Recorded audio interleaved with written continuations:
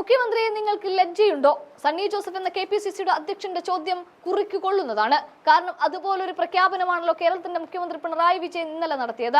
സത്യം പറഞ്ഞാൽ ഇന്നലെ ഒരൊറ്റ ദിവസം കൊണ്ട് കേരളത്തിന്റെ ഗ്രാഫ് ഉയർത്തിയതുപോലെ CPM എന്ന പാർട്ടിയുടെയും പിണറായി എന്ന മുഖ്യന്റെയും ഗ്രാഫ് ഉയർത്താമെന്ന് കരുതിയിട്ടാണ് എല്ലാ ചട്ടവും ലംഘിച്ചുകൊണ്ട് പ്രത്യേകമായ ഒരു നിയമസഭാ സമ്മേളനം സർക്കാർ ഇന്നലെ വിളിച്ചു കൂട്ടിച്ചേർത്തത്.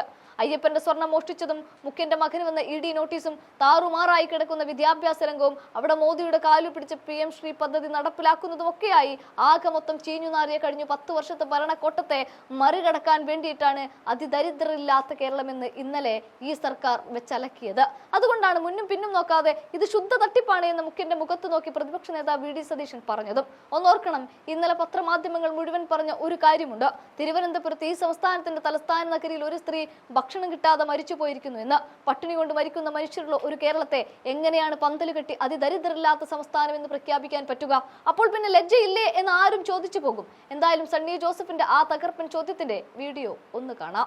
തദ്ദേശ തെരഞ്ഞെടുപ്പിൽ അവർ പരാജയപ്പെടാൻ പോകുന്നു എന്ന് മനസ്സിലാക്കിക്കൊണ്ടാണ് മുഖ്യമന്ത്രി ചില ചെപ്പടി വിദ്യകളുമായിട്ട് ഇവിടെ പറഞ്ഞതുപോലെ ക്ഷേമ പെൻഷൻ വർദ്ധിപ്പിക്കും, അതുപോലെ റബ്ബർ സബ്സിഡി വർദ്ധിപ്പിക്കും, കൊടുക്കാനുള്ള DA കുടിശ്ശിക കൊടുക്കും, കുറെ ആനുകൂല്യങ്ങൾ പ്രഖ്യാപിക്കുന്നു. ഈ ആനുകൂല്യങ്ങളെല്ലാം പ്രകടന പത്രികയിൽ ചൂണ്ടിക്കാട്ടിയ കാര്യങ്ങളാണ്. അതൊന്നും 4.5 കൊല്ലക്കാലം നടപ്പിലാക്കാൻ അവർക്ക് കഴിഞ്ഞില്ല. അതിനുള്ള ആത്മാർത്ഥത അവര് പ്രകടിപ്പിച്ചില്ല.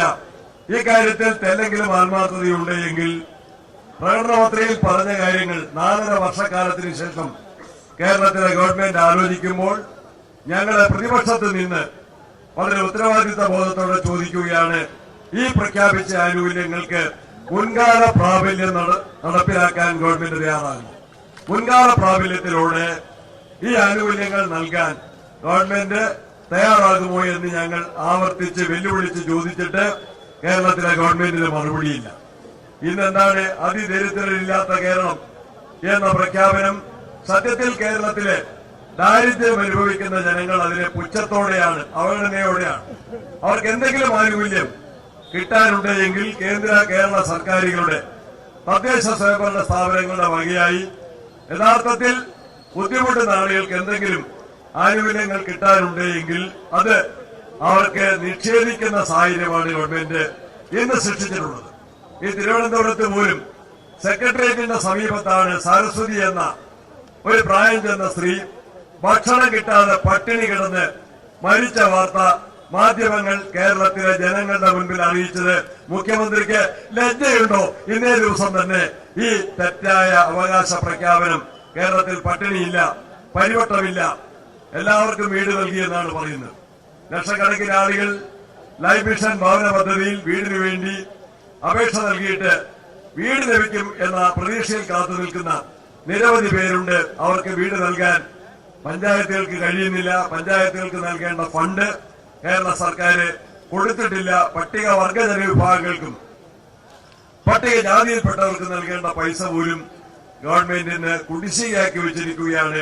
അവിടെയാണ് കേരളത്തിൽ വീടില്ലാത്തവരില്ല, വീട് വെക്കാൻ സ്ഥലമില്ലാത്തവര് കേരളത്തിൽ ഇനി ആരും അവശേഷിക്കുന്നില്ല എന്ന് ഗവൺമെന്റ് തെറ്റായ പ്രഖ്യാപനങ്ങൾ നടത്തിക്കൊണ്ടിരിക്കുന്നു. മുഖ്യമന്ത്രിക്ക് സർക്കാരിനെതിരെ ഉയർന്നു വന്ന ഗുരുതരമായ ആക്ഷേപങ്ങൾ, ശബരിമലയിലെ സ്വർണ്ണ കൊള്ള നമുക്കറിയാം. ദേവസ്വം ബോർഡിന്റെ ഓഫീസിന്റെ അടുത്താണ്. കേരള ഹൈക്കോടതിയുടെ കാര്യക്ഷമമായ ഇടപെടൽ ഉണ്ടായതുകൊണ്ട് മാത്രമാണ് ആ കേസിൽ നാമമാത്രമായ അന്വേഷണമെങ്കിലും നടക്കുന്നത്. ഹൈക്കോടതി ഉത്തരവ് പറഞ്ഞത് കഴിഞ്ഞ മാസം 6-ാം തീയതിയാണ്. 6-ാം തീയതി കഴിഞ്ഞ് ഈ മാസം അവസാനിച്ചു. നവംബർ 1 കേരള പിറവി വന്നിട്ടും അതിലെ മുഴുവൻ പ്രതികളെയും അറസ്റ്റ് ചെയ്യാനോ ശബരിമലയിൽ അയ്യപ്പന്റെ സ്വർണം കട്ടുകൊണ്ടുപോയ ആ സ്വർണം വീണ്ടെടുക്കാനോ സർക്കാരിന് കഴിഞ്ഞിട്ടില്ല. അന്വേഷണം ഇന്ന് വഴിമുട്ടി നിൽക്കുകയാണ്. ആരൊക്കെയാണ്? രാഷ്ട്രീയ നേതൃത്വം അറിഞ്ഞുകൊണ്ട് തന്നെയാണ്, ദേവസ്വം ബോർഡിന്റെ അധികാരികൾ അറിഞ്ഞുകൊണ്ട് തന്നെയാണ്, ഉദ്യോഗസ്ഥന്മാർ മാത്രമല്ല, ഉണ്ണികൃഷ്ണൻ പോറ്റി മാത്രമല്ല, പോറ്റിയെ പോറ്റി വളർത്തിയവരുണ്ട്. അവരെല്ലാം അറിഞ്ഞുകൊണ്ടാണ് ഈ സ്വർണ്ണ കൊള്ള എന്ന് കേരള ഹൈക്കോടതി തന്നെ പറയുമ്പോഴും പ്രതികൾക്ക് രാഷ്ട്രീയ സംരക്ഷണം നൽകുന്ന യഥാർത്ഥ പ്രതികളെ നിയമത്തിന് മുന്നിൽ കൊണ്ടുവരാൻ അറച്ചു നിൽക്കുന്ന പിണറായി ഗവൺമെന്റിനെയാണ് നമുക്ക് കാണാൻ സാധിക്കുന്നത്. ആ വിഷയത്തിൽ കേരളത്തിലെ പ്രതിപക്ഷം, പ്രത്യേകിച്ച് ഇന്ത്യൻ നാഷണൽ കോൺഗ്രസും യൂത്ത് കോൺഗ്രസും അതിശക്തമായ സമര പരമ്പരകൾ തന്നെ നടത്തിയ കാര്യം ജനങ്ങൾക്ക് നന്നായിട്ടറിയാം. അതിനിടയിലാണ് BJP ഗവൺമെന്റുമായി ഒത്തുചേർന്നുകൊണ്ട് മാർക്സിസ്റ്റ് പാർട്ടിയുടെ ദേശീയ സമിതി പോളിറ്റ് ബ്യൂറോ അതിന്റെ നേതാക്കന്മാർ പ്രകാശ് കാരാട്ടും MA ബേബിയും നിഷേധിച്ച, ഒരിക്കലും യോജിക്കാൻ കഴിയാത്തത് എന്ന് വിശേഷിപ്പിച്ച ദേശീയ വിദ്യാഭ്യാസ നയവുമായി കേരളത്തിലെ പിണറായി സർക്കാർ സന്ധി ചേർന്നുകൊണ്ട് BJPയുമായി ഒത്തുകളിക്കുന്ന ഒരു ചിത്രമാണ് കേരളത്തിലെ ജനങ്ങൾ കണ്ടത് എന്ന് നമുക്ക് എല്ലാവർക്കും അറിയാം. എന്തിനു വേണ്ടിയാണ് മുഖ്യമന്ത്രി ഒത്തുതീർപ്പിലുണ്ടാക്കുന്നത്? മുഖ്യമന്ത്രിയുടെ മകനെതിരെ എൻഫോഴ്സ്മെന്റ് ഡയറക്ടറേറ്റ് അയച്ച നോട്ടീസ് നമുക്കറിയാം, കൈപ്പറ്റിയിട്ടുമില്ല, തിരിച്ചയച്ചിട്ടുമില്ല. അങ്ങനെ നോട്ടീസ് കൈപ്പറ്റാതെ വന്നാൽ വാറന്റ് അയച്ച് മുഖ്യമന്ത്രിയുടെ മകനെ വിചാരണ ചെയ്യാൻ, വിസ്തരിക്കാൻ എൻഫോഴ്സ്മെന്റിന് അധികാരമുണ്ട് എങ്കിൽ പോലും ഒത്തുകളിയുടെ ഭാഗമായിട്ട് കേസുകളെല്ലാം ഒതുക്കി തീർക്കുന്ന ചിത്രമാണുള്ളത്.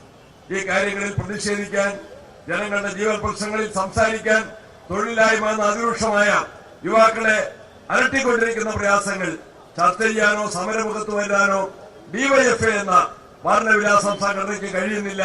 അവിടെയാണ് യൂത്ത് കോൺഗ്രസിന്റെ പ്രസക്തി. കേരളത്തിലെ യുവജനങ്ങളുടെ ജീവൻ പ്രശ്നങ്ങൾ ഉയർത്തിക്കൊണ്ട് യൂത്ത് കോൺഗ്രസ് ആരംഭിക്കുന്ന ഈ സമരത്തിന് എല്ലാവിധ വിജയങ്ങളും ആശംസിച്ചുകൊണ്ട് ഈ കൂട്ടായ്മ ഉദ്ഘാടനം ചെയ്യുന്നു. നമസ്കാരം. ജയ് ഭാരത്.